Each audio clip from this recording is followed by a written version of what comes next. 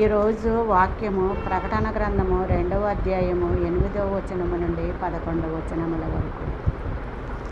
స్మరణలో ఉన్న సంఘపు దూతకి ఇలాగు వ్రాయుము: మొదటివాడును కడపటివాడునై ఉండి మృతుడై మరలా బ్రతికినవాడు చెప్పు సంగతులేమనగా, నీ శ్రమను నీ దరిద్రతను నేను ఎరుగుదును, అయినను నీవు ధనవంతుడివే. యూదులు కాకయే తాము యూదులమని చెప్పుకొను సాతాను సమాజపు వారి వలన కలుగు దూషణ నేను ఎరుగుదును. మీరు శోధింపబడినట్లు అపవాది మీలో కొందరిని చెరలో వేవింపబోవుచున్నాడు. 10 దినములు శ్రమ కలుగును, మరణము వరకు నమ్మకముగా నుండుము, నేను నీకు జీవ కిరీటమునిచ్చెదను. సంఘములతో ఆత్మ చెప్పుచున్న మాట చెవిగలవాడు వినుగాక.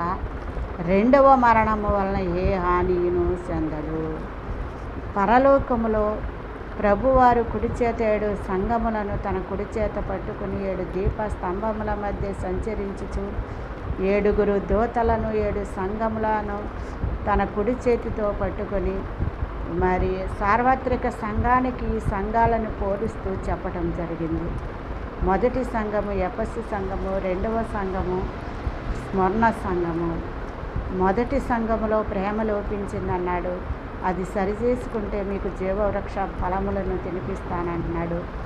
2వ సంఘములో తన సార్వభౌమత్వాన్ని ఏ విధముగా తెలియజేసుకుంటున్నాడంటే, మొదటివాడును కడపటివాడను నేనే, మరి మృతుడనైతిని కానీ ఇదిగో యుగయుగములు సజీవుడిగా ఉన్నానని యేసుక్రీస్తు తన సార్వభౌమత్వాన్ని తన సాక్ష్యాన్ని ఈ సంఘములో తెలియజేసుకుంటూ, మరి సాతాను సమాజపు వారి వలన మీకు దూషణ కలుగుతుంది, అయినప్పటికీ కూడా మరి మీ 10 దినములు శ్రమ కలుగును, నమ్మకము మరణము వరకు నమ్మకముగా నుండండి, నేను మీకు జీవ కిరీటమునిస్తానని.